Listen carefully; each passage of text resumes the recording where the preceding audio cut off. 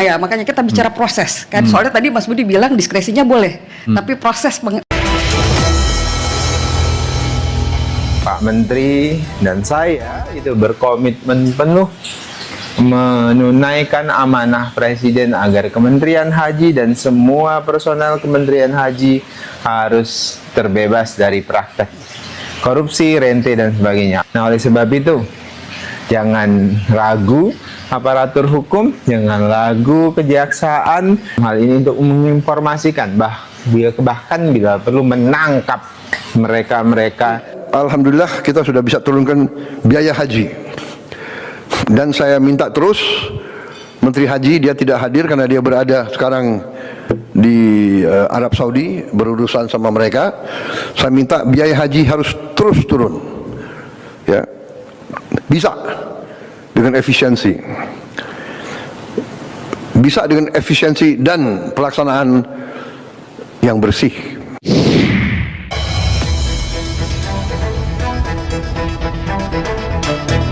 Masih di Satu Meja The Forum. Saya sebelum tadi menanggapi pernyataan dari Presiden Prabowo dan Wakil Menteri Haji dan Umroh, Mbak Ana, tadi Mas Budi clear menjelaskan bahwa sudah memanggil bahkan ratusan penyelenggara haji, sudah melihat secara utuh.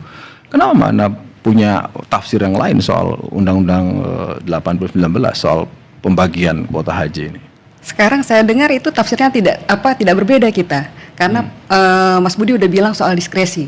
Artinya di KPK mengakui memang ada pasal 9 ya kan, bahwa memang boleh menteri itu menggunakan wewenang diskresi wewenang tidak diskresi berbeda itu. Tetapi bukan hanya di jumlahnya 28 tapi 50-50. Iya, tapi maksudnya ada diskresi itu boleh. Akhirnya kita bicara soal proses. Ya kan gitu. Nah, kalau kita bisa bicara soal proses pembagian kuota ini, kita juga harus balik lagi ke 2023.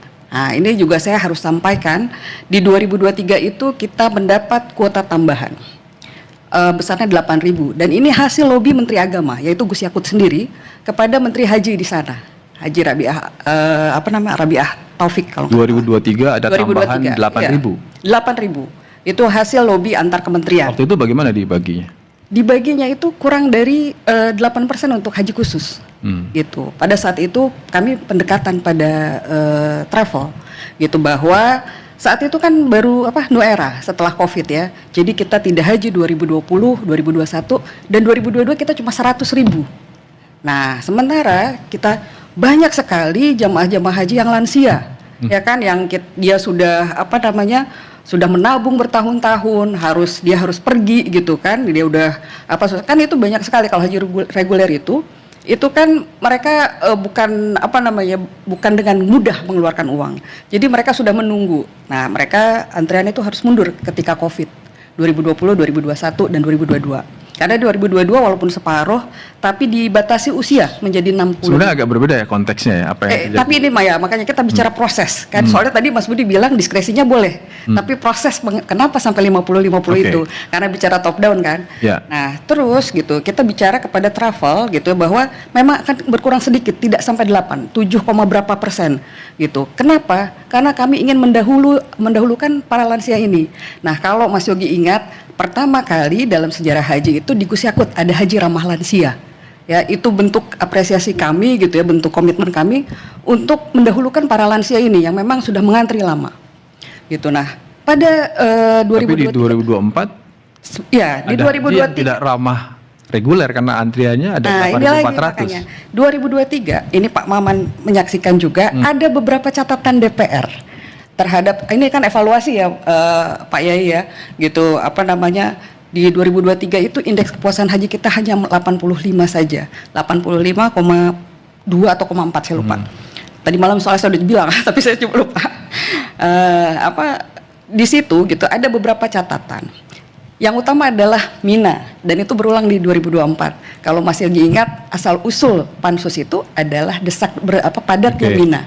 Saya ke Pak Kang Maman, DPR ini kan memang sudah punya fungsi melekat ya, pengawasan, apalagi ada pansus. Sejauh pengamatan Kang Maman sebagai anggota DPR ya di Komisi 8, evaluasi haji selama 5 tahun terakhir itu apakah benar paling buruk itu adanya di 2024 hingga ada pansus dan yang muncul keluar adalah soal kuota haji sampai ada penetapan tersangka dari KPK?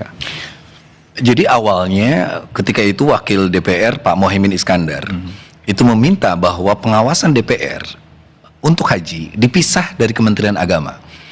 Jadi selama ini sebelum beliau menginstruksikan itu kita nyatu. Sehingga berita-berita itu banyak yang lebih positif. Berita banyak lebih positif. Iya, lebih positif dan sebagainya. Nah, ketika tim pengawasan itu misah dari DPR, kita punya media sendiri, kita bisa jalan sendiri dan sebagainya, di sanalah terungkap realita yang nyata. Saya dengan Pak Mohaimin, ketika itu Pak Dasko juga, melihat misalnya ada satu fasilitas di Armuza itu yang memang tidak layak.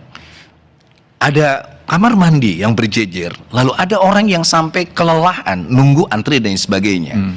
Dari sanalah kita ngecek secara keseluruhan, misalnya bagaimana proses catering, dapur-dapur yang ditunjuk. Kita mengecek juga bagaimana maktab-maktab itu proses kasfiyah namanya. Kenapa hotel ini bisa lolos, hotel ini dan lain sebagainya.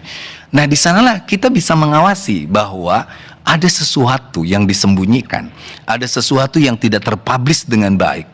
Maka pengawasan Artinya yang sebelum ada Timwas, DPR merasa mendapatkan laporan yang tidak sesuai dengan fakta di lapangan. betul, karena misalnya media Tapi cukup lama ya. cukup lama juga. Jadi makanya saya katakan salah satu kenapa DPR begitu bersemangat untuk membenahi haji ini, karena kita lihat langsung fasilitas yang tidak sesuai, sampai kita ngukur, masa sih dengan uang segini kita dapat karpet yang lusuh, sempit, masa sih kita bertemu dengan ini tetapi fasilitasnya seperti ini. Nah, catatan-catatan itulah yang menjadikan kami untuk perbaikan. Dan itu memang karena ini ya, karena memang benar-benar fakta dilihat di lapangan, atau karena nuansa politik sehingga DPR jadi lebih, kayaknya saya harus lebih galak nih untuk yang ini. Enggak juga. Jadi kita tahu kan yang namanya haji dari tahun ke tahun pasti ada dinamikanya. Ya. Sampai ada kalimat baunya kecium tapi nggak jelas siapa. Baunya kecium tapi nggak jelas siapa Tapi yang jelas siapa yang. Dan ini sudah berlangsung puluhan tahun. Puluhan tahun. Nah, ketika pengawasan DPR misah tidak ini dengan Kementerian Agama, di sanalah realita itu. Karena gini Kang Maman, saya kenapa bertanya begitu? Karena di tahun 2025 ini DPR ini suaranya terhadap haji ini lebih kalem. Apakah karena memang kualitasnya lebih bagus 2025 dibanding 2024? Ya kan? Ya kebetulan survei Litbang Kompas juga ada soal itu, tingkat kepuasan hajinya itu 70%. Tapi menurut saya di tahun 2025 pun mungkin Mas Yogi masih dengar juga, hampir saja akan ada pansus.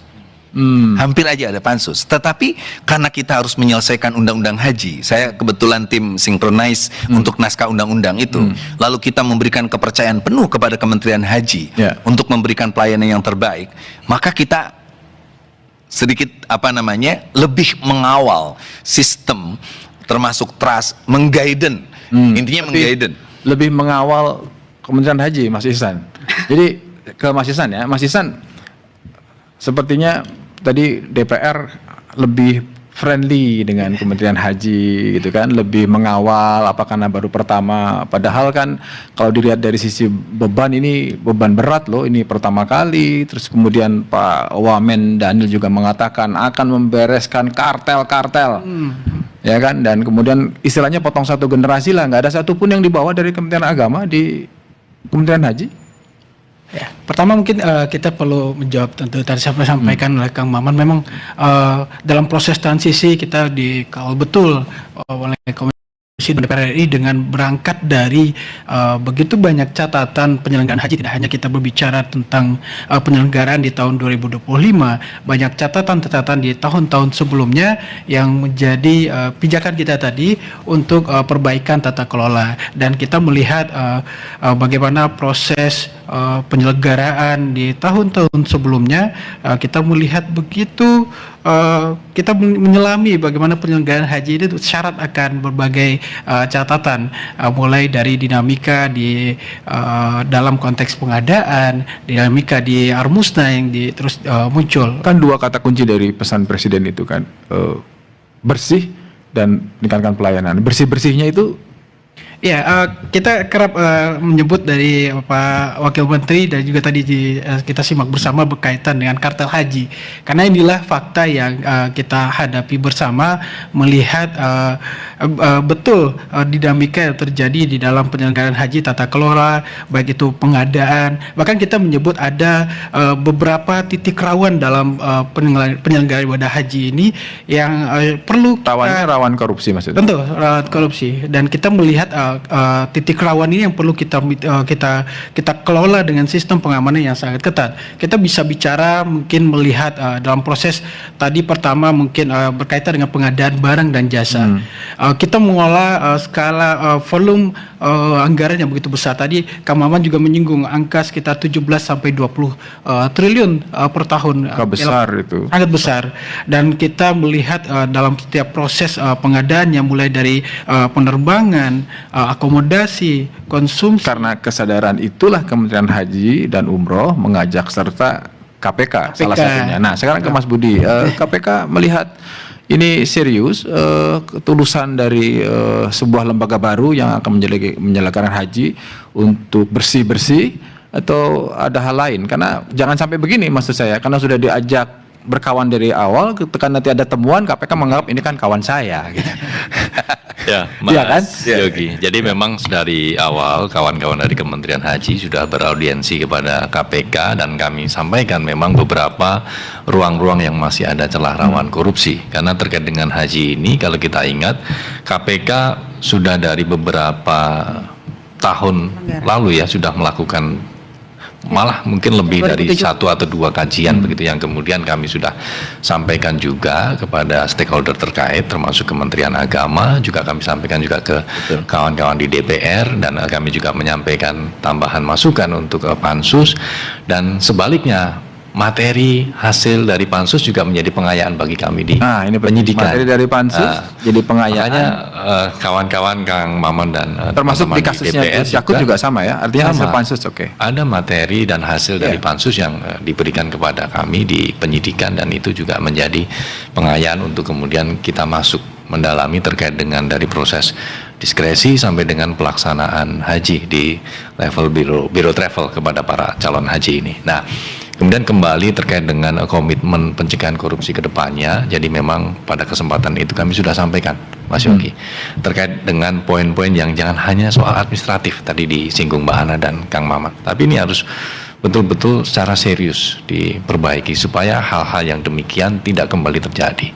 Kalau kita bicara soal haji, tentu tidak hanya soal kuota haji saja, soal pengadaan barang dan jasanya, logistiknya seperti apa, pengirimannya juga, itu juga ada beberapa, dan itu permasalahan tentu dipelajari serius oleh KPK ya. Betul, KPK di samping jadi mendapatkan rekomendasi atau bahan hasil dari Pansus juga dipelajari, dan itu akan digunakan dalam pengawasan haji. Poin saya adalah berkawan dari awal, tapi bukan berarti melemahkan pengawasan. Kawan yang baik itu tetap mengingatkan ketika kawan kita. Kita akan bahas soal kawan baik dan bagaimana pengawasan setelah yang satu ini.